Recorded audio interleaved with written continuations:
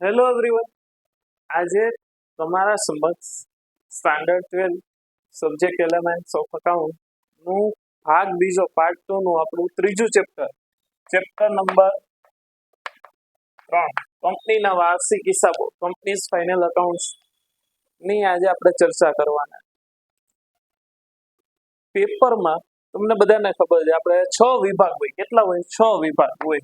6 section હોય ને એમાં સેક્શન F એમાં છેલ્લો પ્રશ્ન ક્વેશ્ચન નંબર 48 કયો હોય તો કે કંપનીના વાર્ષિક હિસાબ. એક વસ્તુ યાદ રાખવા જેવી કે જો વિભાગ F છે ને એમાં તમને કોઈ ઓપ્શન ના મળે, એમાં 2 દાખલા કમ્પલસરી, એટલે અઘરું જ પડે.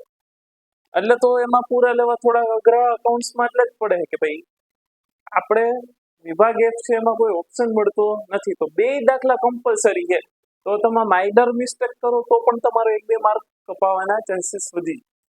હવે જે 48મો પ્રશ્ન છે ને એના 11 માર્ક સાવ રોકડા છે. મને ઘણી વાર પ્રશ્ન થઈ કે આના 11 માર્ક કેમ ના આવે? આના સાવ 11 માર્ક રોકડા છે. આજે તમને આપણે વાત કરશું બરાબર, એમાં તમને આજે આના 11 માર્ક રોકડા કરાવવા છે. સમજાણું? હવે આપણે વાત કરીએ આગળ. તમે અત્યાર સુધીમાં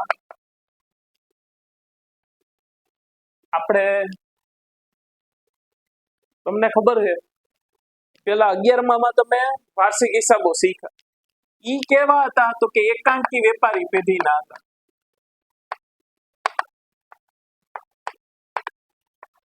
પછી તમે 12માં ભાગ પહેલામાં પાર્ટ 1 માં કયા શીખ્યા તો કે ભાગીદારી પેઢીના શીખ્યા. હવે તમારે શેના શીખવાના છે તો કે કંપનીના શીખવાના છે. બરાબર છે. એકાંકી વેપારી પેઢીમાં આપણે આવીએ 11માં. એકાંકી વેપારી પેઢીના વાર્ષિક હિસાબ સમય બનાવવા માટે તમારે શેની જરૂર પડતી તો કે એક વેપાર ખાતું બનાવતા, પછી શું બનાવતા તો કે નફા નુકસાનનું ખાતું બનાવતા, અને ત્રીજું શું બનાવતા તો કે પાકું સરવૈયું. હવે આપણે કંપનીના વાર્ષિક હિસાબ બનાવવા છે. કેના બનાવવા છે? કંપનીના. તો કંપનીના વાર્ષિક હિસાબ છે ને ઈ કંપની ધારા 2013 પ્રમાણે બનાવવા પડે. કંપનીઝ એક્ટ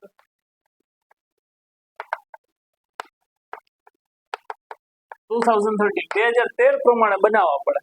તો કંપનીઝ એક્ટ 2013માં કંપની ધારા 2013માં શેડ્યુલ નંબર 3 એટલે કે પરિશિષ્ટ નંબર 3માં ફોર્મેટ આપ્યું છે એ પ્રમાણે બનાવવાના છે.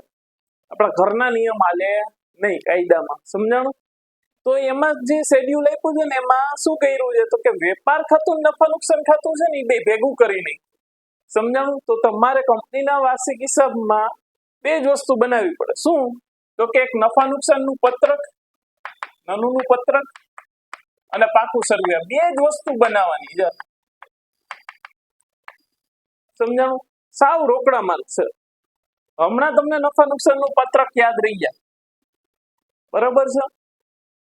શરૂઆત કરીએ આપણે. તો પહેલા તો છે ને સૌથી પહેલા હેડિંગ થી શરૂઆત થાય.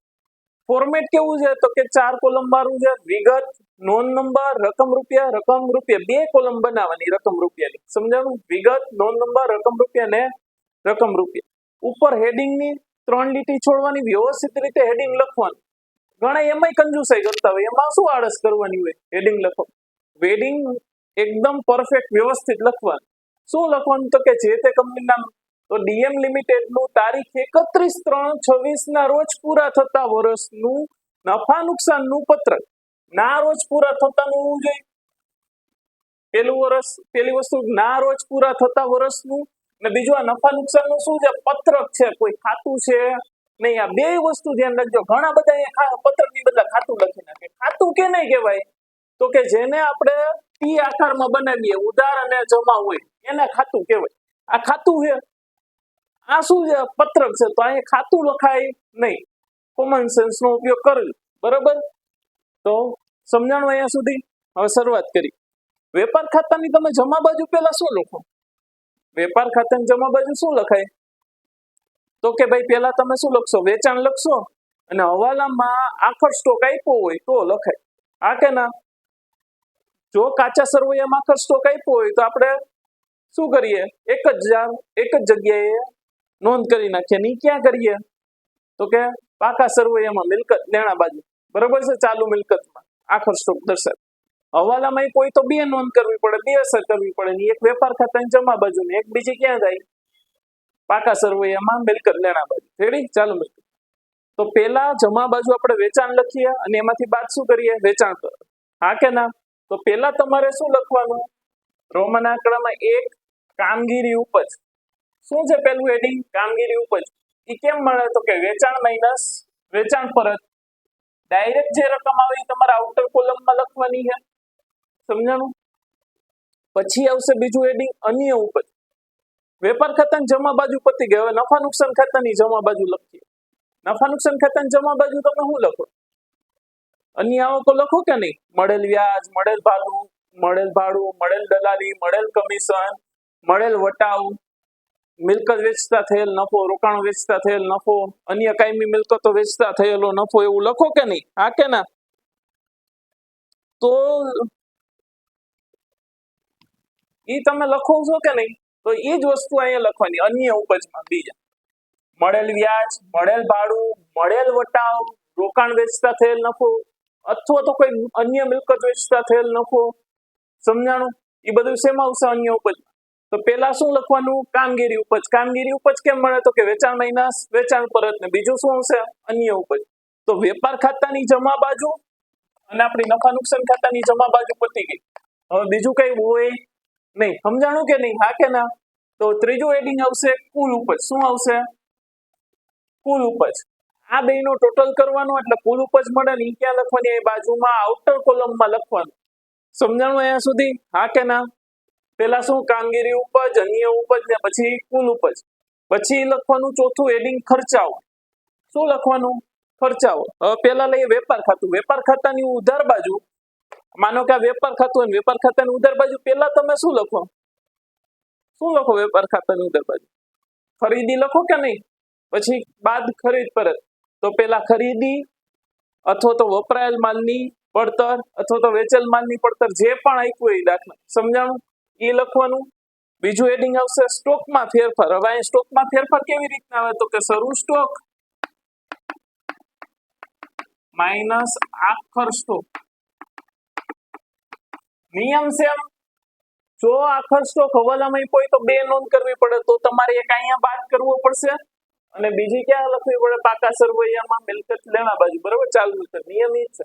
જો ખાલી કાચા સરવૈયામાં તમને આખો સ્ટોક આપી દીધું હોય તો પાકા સરવૈયામાં લખવાનું હોય, તો અહીંયા આવશે નહીં. સમજાણું? રેડી? આ તો હવાલામાં કોઈ તો આપણે શું કરવું પડે, હવાલાની ઓછામાં ઓછી કેટલી અસર આપવી પડે, બે અસર આપવી પડે. એના માટે એક અહીંયા લખવાનું, બરાબર? સમજાણું? સ્ટોકમાં ફેરફાર કેમ મળશે, શરૂ સ્ટોક માઇનસ આખર સ્ટોક, બરાબર છે? પછી વેપાર ખાતાની ઉધાર બાજુ હજી શું વસ્તુ આવે, ખરીદીને લગતા ખર્ચા. આપણે એવું લખીએ કે નહીં, એને કહેવાય પ્રત્યક્ષ ખર્ચા, ઇંગ્લિશમાં કહેવાય ડાયરેક્ટ એક્સપેન્સ. તો ખરીદીને લગતા ખર્ચામાં આપણે શું આવે તો કે આવક માલ ગાડા ભાડું, મજૂરી, રેલવેનું ડેમરેજ, વોર્ફેજ, એ બધું શેમાં આવે તો કે પ્રત્યક્ષ ખર્ચમાં આવે, ડાયરેક્ટ એક્સપેન્સમાં આવે. સમજાણું?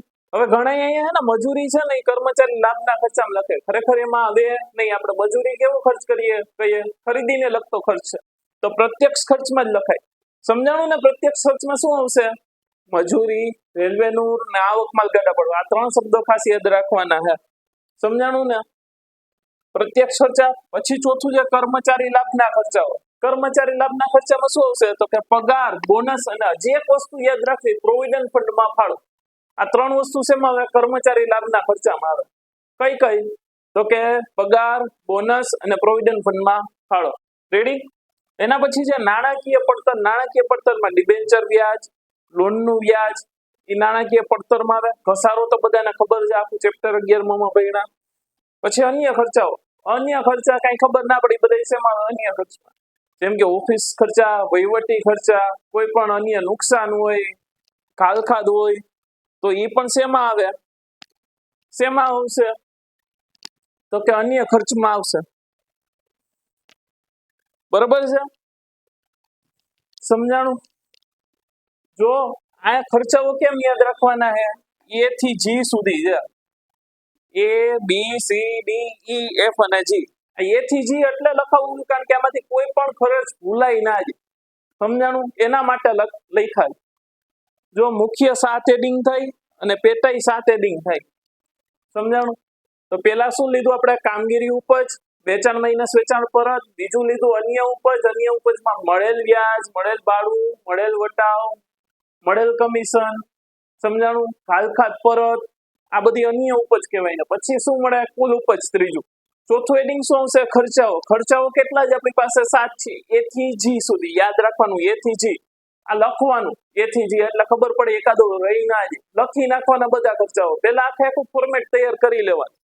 શું? તો કે ખરીદી અથવા તો વપરાયેલ માલની પડતર, સ્ટોકમાં ફેરફાર, પ્રત્યક્ષ ખર્ચા, કર્મચારી લાભના ખર્ચા, નાણાકીય પડતર, ઘસારો અને અન્ય ખર્ચાઓ. આ શું થયું? તો કે ખર્ચાઓ થયું. એનો ટોટલ મારીએ એટલે એને શું કહેવાય? તો કે કુલ ખર્ચાઓ કહેવાય. સમજાણું? આ 7 જે છે એ શું છે? કુલ ખર્ચાઓ છે, એનો ટોટલ મારવાનો.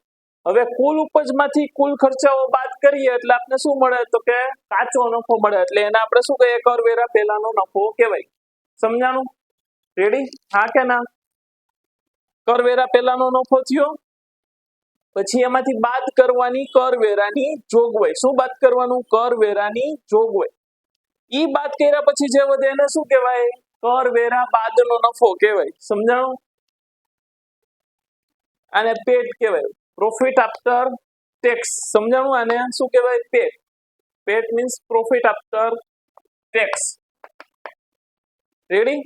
ઈ અહીંયા મેં જો લખ્યું છે, અહીંયા હે ને લખવું પાકા સરવૈયામાં લઈ ગયા. ઘણી વાર શું થાય? આ નફો પાકા સરવૈયામાં લઈ જતા જ ભૂલાય.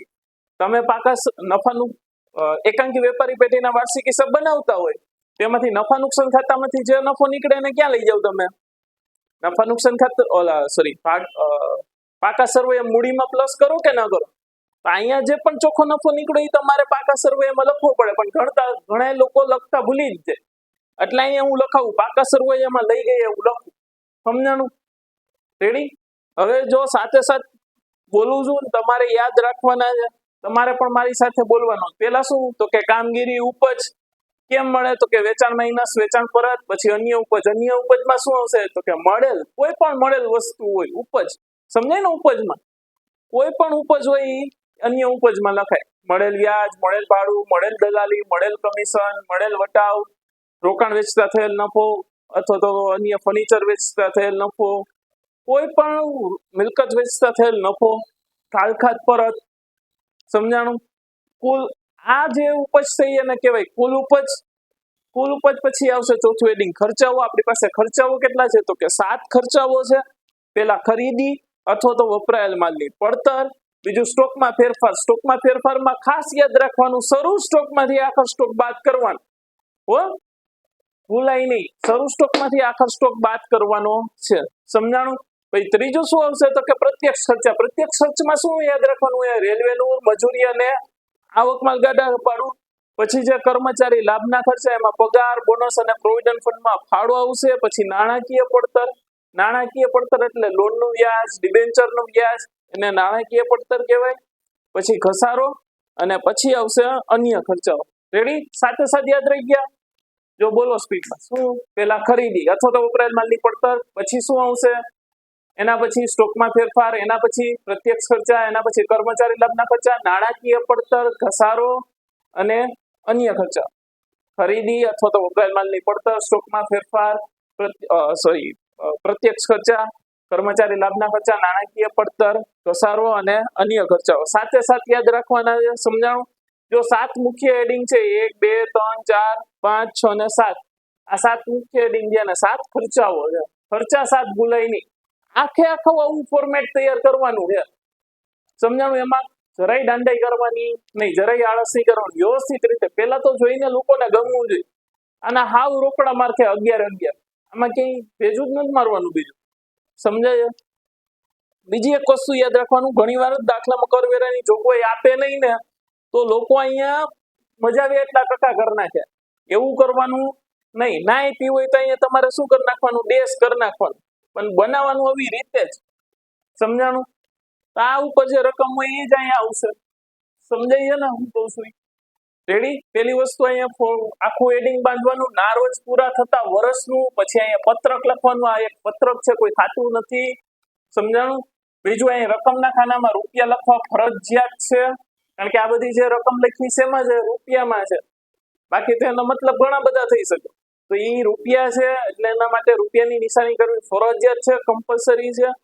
પછી આ મેન હેડિંગ લખવા બધા ફરજિયાત છે. આ ખર્ચાઓમાં પણ પેટા હેડિંગ જે બાંધ્યા છે ABCDEFG એ પણ લખવા ફરજિયાત છે, જેથી કરીને ભૂલ થાય નહીં. સમજાણું? એ શું કરવા છે? રેડી? યાદ રહી ગયા? પેલા શું? કામગીરી ઉપજ, અન્ય ઉપજ, કુલ ઉપજ, પછી શું આવશે? ખર્ચાઓ. ચોથું હેડિંગ શું આવે? ખર્ચાઓ. ખર્ચાઓમાં આપણી પાસે કેટલા છે? 7. પેલા ખરીદી અથવા તો વપરાયેલ માલની પડતર, બીજું શું આવશે? સ્ટોકમાં ફેરફાર, ત્રીજું પ્રત્યક્ષ ખર્ચા, ચોથું શું આવે? કર્મચારી લાભના ખર્ચા, પાંચમું નાણાકીય પડતર, છઠ્ઠું ખસારો અને સાતમું છે અન્ય ખર્ચાઓ. પછી શું આવે? કુલ ખર્ચાઓ. કુલ ખર્ચા પછી શું આવે? તો કે કરવેરા પહેલાનો નફો બાદ કરવેરાની જોગવાઈ અને કરવેરા બાદનો નફો, જે ક્યાં લઈ જવાનો? પાકા સરવૈયામાં લઈ જવાનો. સમજાણું બધાને? આના સાવ 11 માર્ક રોકડા, એક પણ માર્ક આમાંથી જ આવવો ના જોઈએ. સમજાણું? 48મો પ્રશ્ન હોય. સમજાણું ને ભાઈ? સારું, ચાલો મળશું આપણે નેક્સ્ટ લેક્ચરમાં. Thank you so much everyone.